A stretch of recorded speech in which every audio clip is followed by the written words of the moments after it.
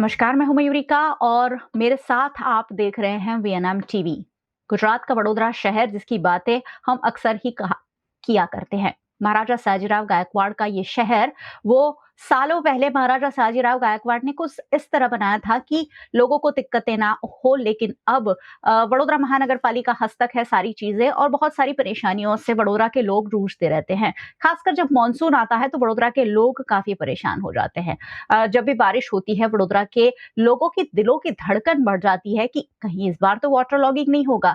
जैसे ही थोड़ी सी तेज बारिश हो जाती है वडोदरा के लोग ऐसा सोचते हैं कि चलो फटाफट घर पहुंच जाओ, पता नहीं आप कहां पर अटक जाओ।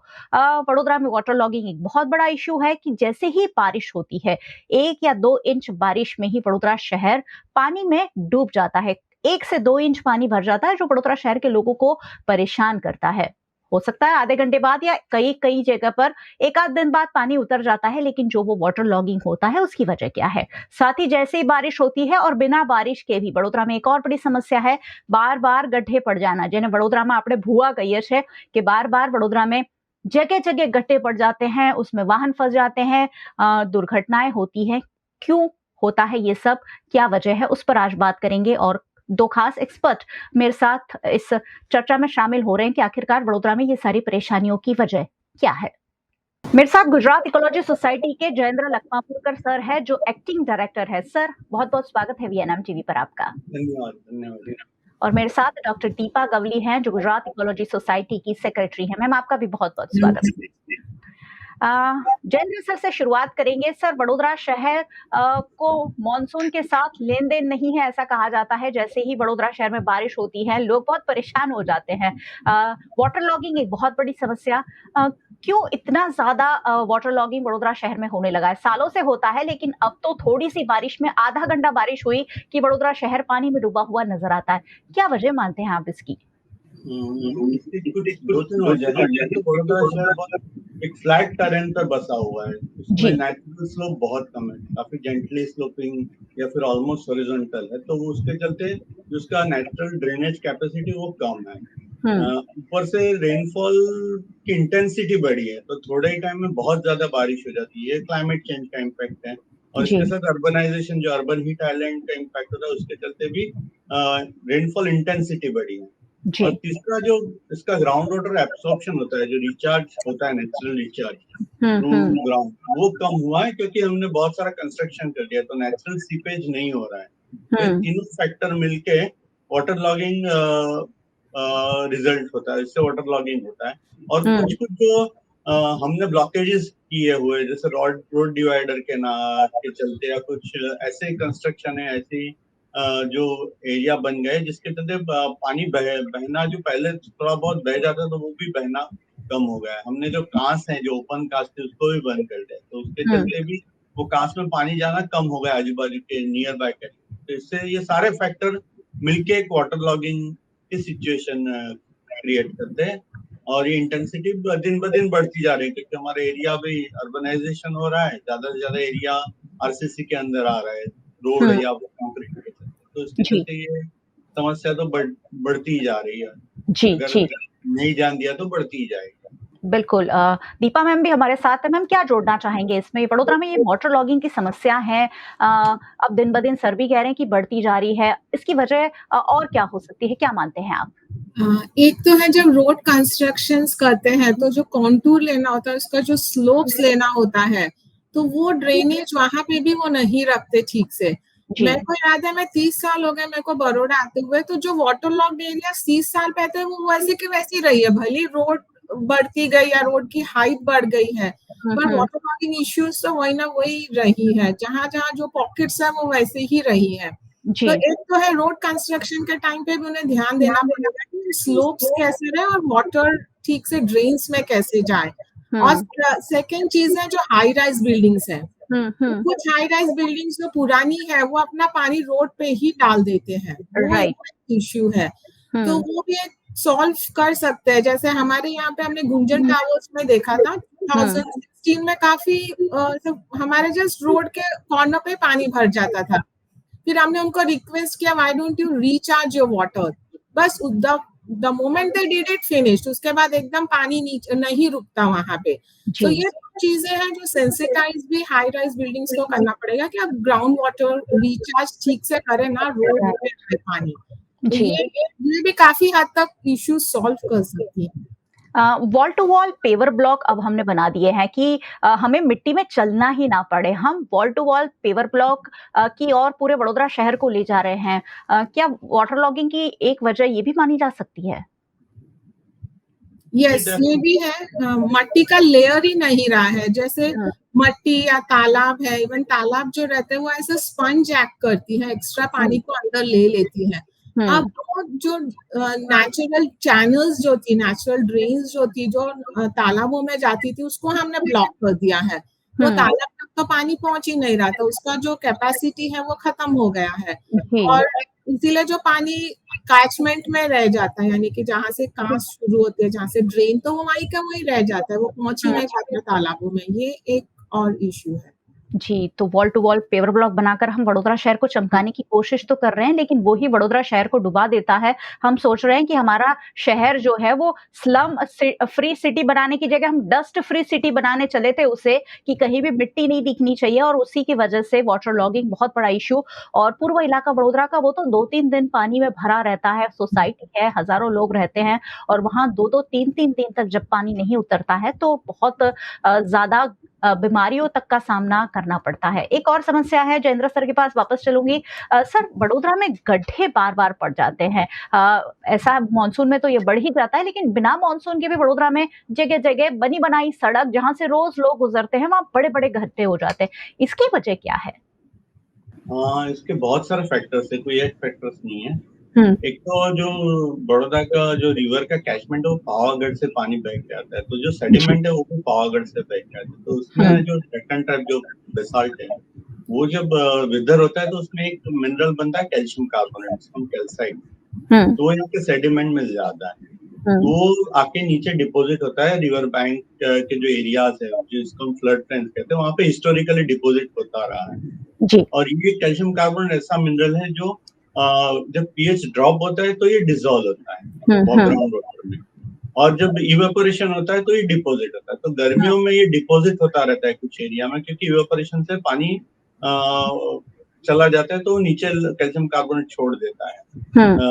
और फिर जैसे बारिश आती है या फिर कहीं से जैसे सीवेज सीप होते हैं या कहीं पे ग्राउंड वाटर अचानक ड्रॉप भी होता है, तो ये अचानक ग्राउंड वाटर ड्रॉप समर में हो जाता है कई बार, क्योंकि हम ग्राउंड वाटर यूज करते रहते हैं, तो उसमें वो जो ड्रॉप होना ग्राउंड वाटर का वो साथ में कैल्शियम डिसॉल्व करके ले जाता है जो लो पीएच वाला ग्राउंड वाटर। बारिश में भी पहली बारिश लो पीएच की होती है, सीवेज लीक होता है वो भी लो पीएच का होता है, तो ये कैल्शियम कार्बोनेट नीचे से डिसॉल्व करके ले जाता है। और इसके चलते वहां पे एक वॉइड क्रिएट होना शुरू होता है। लेकिन जब ऐसे एरिया की कनेक्टिविटी तुम्हारे रिवर से एस्टेब्लिश करना चाहता है ग्राउंड वाटर या कहीं पे रेन वाटर, तो वो बहुत तेजी से बह के अचानक ऑल ऑफ ए सडन वहां पे सिंकहोल बन जाता है। ये बेसिकली प्रोसेस कास्ट टोपोग्राफी या फिर लाइमस्टोन कंट्रीज में ऐसा कॉमन है कि बड़े बड़े कास्ट टोपोग्राफी बनती है, बड़े बड़े सिंक होल्स बनते हैं।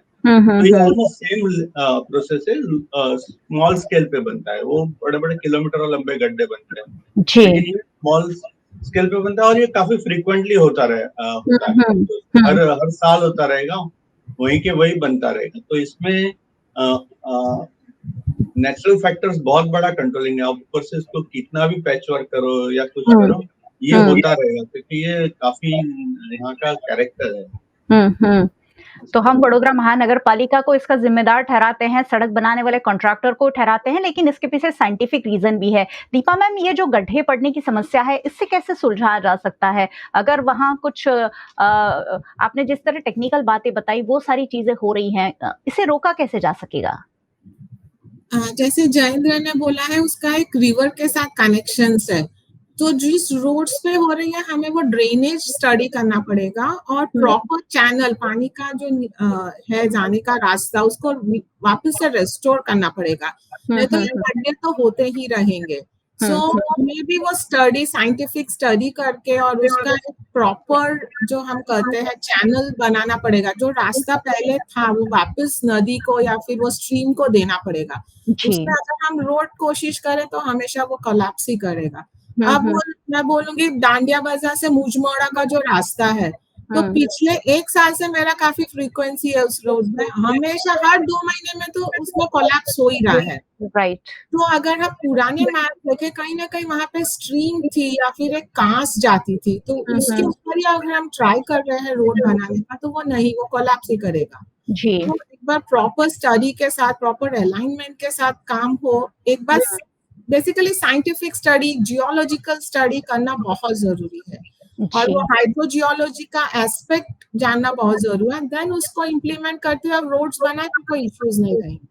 जी, तो एनवायरनमेंट के साथ और साथ ही टेक्निकल स्टडी के साथ ही अगर सड़क बनाई जाए तो ये सारी दिक्कतों को सॉल्व किया जा सकता है। जयेंद्र सर, एक और बात ज़रूर आजकल वडोदरा शहर में बहुत चर्चा में है कि वडोदरा में इस बार बाढ़ आएगी कि नहीं, तो विश्वामित्री की कैपेसिटी हमने बढ़ाने की कोशिश की है। क्या आप मानते हैं कि इससे वडोदरा शहर को फायदा होने जा रहा है? जी, एज फार एज बाढ़ की बात है, क्योंकि बाढ़ जो आती है वो ऊपर कैचमेंट में हैवी रेनफॉल से फिर पानी रिवर में बढ़ता है, और जब रिवर अपना रिवर का बैंक क्रॉस करके आजू बाजू इलाके में जाता है तो उसको बाढ़ कहते हैं टेक्निकली। ठीक है, तो हाँ, जब रिवर का आपने क्रॉस सेक्शन थोड़ा बड़ा कर दिया, वहाँ पे जो एक्सेसिव सिल्टेशन था वो रिमूव कर दिया, तो उसके ये चांसेस है कि बाढ़ पहले जिस बारिश में आ जाती थी उससे थोड़ी फ्रीक्वेंसी कम हो जाएगी। अगर बाढ़ आई तो भी सीवियरिटी उतनी नहीं होगी।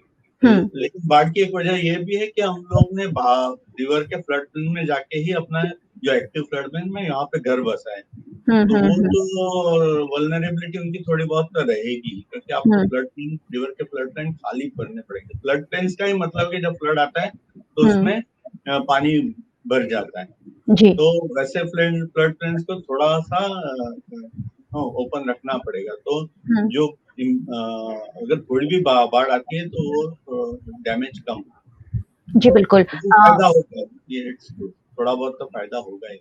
जी, तो थोड़ा बहुत तो फायदा जरूर होगा ही, क्योंकि काफी मेहनत हुई है पिछले कई महीनों से, लेकिन उसके साथ ही किनारों पर इरोजन हो रहा है। मैम, इकोसिस्टम को भी नुकसान पहुंच रहा है, क्योंकि जो हमने इरोजन किया है उसकी वजह से काफी जमीन खुली हो गई है और जमीन में पानी के साथ बह भी रही है। क्या इसे नॉर्मल माना जा सकता है, या विश्वामित्री नदी को हमने हमारे लिए उसके इकोसिस्टम को डिस्टर्ब किया है? डिस्टर्ब तो नहीं मैं कहूंगी, क्योंकि पहले ऑलरेडी उसमें हमने इतना सारा मलबा डाल रखा था, तो उसको निकालना तो बहुत जरूरी था। आप सोचिए उसका जो चौड़ाई था, इतने सालों तक सॉलिड वेस्ट मैनेजमेंट इम्प्लीमेंटेशन ठीक से हुआ ही नहीं है, और उसके चलते बैंक्स पे ही कचरा डालते थे। इनफैक्ट जो भी देख सकते, जब मलबा निकला था तो काफी सीमेंट या पुराने घरों के मलबे जो लोगों ने डाल दिए थे, तो इट्स बेसिकली रिवाइविंग। और जब हम रेस्टोरेशन करते हैं तो थोड़ा इनिशियली दिक्कतें आएंगी ही, बिकॉज हमने स्क्रैप कर दिया है कुछ चीजों को। तो नदी का जो एक एडप्शन था, उसने एडप्ट कर लिया था कि ठीक है ये मलबा है, पानी ऐसे सीप हो रहा है, जा रहा है, पर हमने जब उसको खोलने की कोशिश की है तो यस थोड़ा सा उसमें रहेगा, पर कई जगह पे तो वेजिटेशन भी आ गया है। हमने स्टडी भी शुरू करवा दी है, तो छोटे छोटे घास जहाँ उन्होंने रेस्टोर किया, ठीक है, पर पहली तो बारिश हुई थी, जो ड्रिजली वाली बारिश थी, हेवी नहीं थी, तो उसमें ऑटोमेटिकली अपना वेजिटेशन आ ही रहा है। सो आने में एटलीस्ट 2-3 महीने तो लगेंगे ही। अगर बारिश नॉर्मल रही, हाई वेलोसिटी वाली नहीं रही, तो वो पनप जाएगा, वापस आ ही जाएगा। जी, तो मेरे को लगता है इकोसिस्टम इनिशियली थोड़ा सा करेगा, but it will revert back. पूरा रिपराइन वेजिटेशन, हम यहाँ पे रिपराइन वेजिटेशन की बात करेंगे, जो पहले गांडा बावड़ था, अब गांडा बावड़ को तो रिमूव कर दिया है, उसकी जगह जो नेचुरल वेजिटेशन आएगा तो वो ज्यादा लेगा, और वो अच्छा मैं भी नेक्स्ट ईयर तक काफी उसका अच्छा हो जाएगा, इकोसिस्टम वापस से रिवाइव कर जाएगा। जी, तो इकोसिस्टम भले ही फिलहाल थोड़ा डिस्टर्ब हुआ है, लेकिन नदी भी अपनी जगह बनाएगी। नदी भी हमने उसके साथ जो किया है उस पर रिएक्ट करेगी और अपना खुद का नेचुरल फिर से क्रिएट करने की कोशिश भी करेंगी। मैम, बड़ोदरा शहर के लोग काफ़ी डर रहे हैं फिलहाल, जैसे विश्वामित्री ऊपरी इलाकों में बारिश हो ही रही है, 1-2 दिन से भले ही थोड़ा स्टेबल है, लेकिन जैसे ही आजवा और विश्वामित्री बढ़ती है, लोग थोड़े परेशान हो ही जाते हैं। तो उन्हें क्या हम आश्वस्त कर सकते हैं कि बहुत ज़्यादा डरने की ज़रूरत नहीं है? हाँ, इंटेंसिटी इस बार लास्ट ईयर से थोड़ा तो फर्क तो पड़ेगा, क्योंकि काफी डीपनिंग हुआ है, काफी जो मलबा निकाला था वो भी निकाला गया, चौड़ा कर दिया है नदी को। पहले जो एकदम डेब्रिस डंपिंग की वजह से काफी छोटा हो गया था, तो जब डेब्रिस रहता है, जैसे सीमेंट कंक्रीट रहता है, तो पर्कोलेशन भी नहीं होने देता।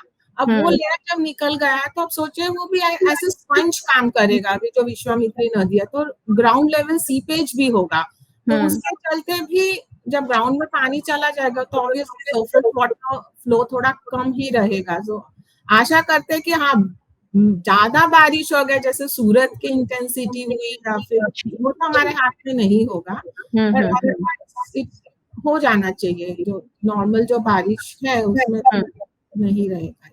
तो चलिए, वडोदरा शहर के लोग यही प्रार्थना कर रहे हैं कि बहुत ज़्यादा बारिश ना बरस जाए और फिर हमें पिछले साल जैसे एक ही सीज़न में 2-3 बार बाढ़ का सामना करना पड़ा था, ऐसी स्थिति ना पैदा हो। बहुत-बहुत शुक्रिया आप दोनों का हमारे साथ जुड़ने के लिए। Thank you so much. Thank you sir, thank you. और बहुत-बहुत शुक्रिया आप सभी व्यूअर्स का हमारे साथ जुड़ने के लिए। वैसे ये सारी वही बातें हैं जो हमेशा आप जानना और समझना चाहते हैं। वीएनएम टीवी पर हम आपके लिए वही बातें लेकर आते हैं जो बेसिकली सच्चाई के साथ और ट्रूथ के साथ और साथ ही तथ्यों के साथ की जाए। वीएनएम टीवी को आप यूट्यूब चैनल पर देख रहे हैं, जरूर देखते रहिए। चैनल को सब्सक्राइब कर लीजिएगा अगर अब तक नहीं किया है तो, और बेल आइकन प्रेस कर दीजिएगा ताकि वीएनएम का हर अपडेट सबसे पहले आप तक पहुंच सके। अगर आप हमें फेसबुक पर देख रहे हैं, शेयर कर लीजिए। ये सारी बातें हम सभी बड़ोदरा के लोगों के लिए जानना और समझना जरूरी है। वीएनएम टीवी को आप ओटीटी प्लेटफॉर्म्स पर देख रहे हैं, डेली हंट, वोडाफोन टीवी, जियो टीवी और जियो टीवी फाइबर 498 नंबर के चैनल पर वीएनएम टीवी को 24 घंटे लगातार देखा जा सकता है। देखते रहिए वीएनएम, जुड़े रहिए वीएनएम के साथ। नमस्कार।